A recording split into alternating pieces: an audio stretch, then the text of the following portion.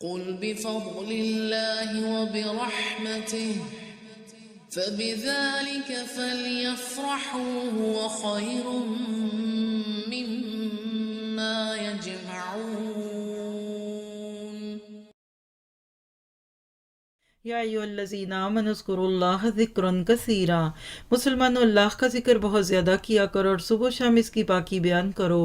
وہی ہے جو تم پر اپنی رحمتیں بھیجتا اور اس کے فرشتے تمہارے لیے دعائے رحمت کرتے ہیں تاکہ وہ تمہیں اندھیروں سے اجالوں کی طرف لے جائے، اور اللہ تعالیٰ مومنوں پر بہت ہی مہربان ہے۔ جس دن یہ اللہ سے ملاقات کریں گے ان کا تحفہ سلام ہوگا، ان کے لیے اللہ تعالیٰ نے باعزت اجر تیار کر رکھا ہے۔ اے نبی، یقیناً ہم نے ہی آپ کو رسول بنا کر گواہیاں دینے والا، خوشخبریاں سنانے والا اور آگاہ کرنے والا بھیجا ہے، اور آگاہ کرنے والا بنا کر بھیجا ہے، اور اللہ کے حکم سے اس کی طرف بلانے والا اور روشن چراغ۔ اللہ کے نبی کی شان میں اس سے خوبصورت آیتیں مجھے قرآن پاک میں نہیں دکھتی۔ پہلے خاتم النبیین کہہ دیا، اور اب آپ کے ساتھ ہمارے تعلق کی بنیادیں، یعنی کہہ لیجئے کہ اللہ کے نبی کی شان آپ اور میں اس طرح بیان کر ہی نہیں سکتے تھے جیسے کہ اللہ تعالیٰ نے بیان کر دی۔ یہ اصل میں اندھیروں سے اجالوں کا سفر ہے۔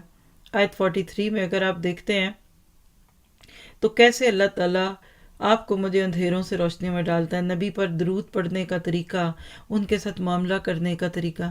آپ دیکھیے کہ آج دنیا میں بہت پڑھا لکھا شخص رینگلر کی ڈگری بھی لے لے، لیکن اگر اللہ کے نبی کے مقام کو نہ سمجھ سکا تو وہ ایک دنیا دار مسافر ہوگا۔ لیکن جو دین نہیں سیکھتا اور دنیا بھی نہیں لیتا وہ بھی ناکام ہے۔ آپ دونوں کو گول بنائیے، اللہ کے نبی کا حق بھی لے لیجئے، قرآن کو بھی دیکھیے، حدیث کو بھی لیجئے، تو آپ کو اللہ کے نبی کی جو خوبیاں دکھیں گی وہ آیت 40 میں آپ کے سامنے ہے۔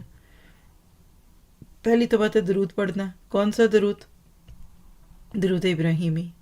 نماز میں بیٹھ کر پڑھا ہے، ادھر ہی پڑھنا ہے۔ آپ کھڑے ہو کر نہیں پڑھیں گے کہ آپ قیام کی جگہ پہ درود پڑھیں۔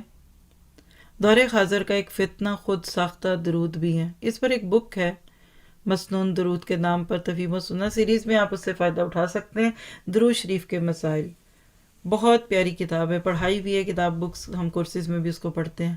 اس آیت میں جو آپ کے سامنے خوبیاں، نبی صلی اللہ علیہ وسلم شاہد تھے، کیسے ساری دنیا پر شہادت حق کی گواہیاں دیتے ہوئے دنیا سے گئے، اور آج امت کو یہ کام سونپ دیا۔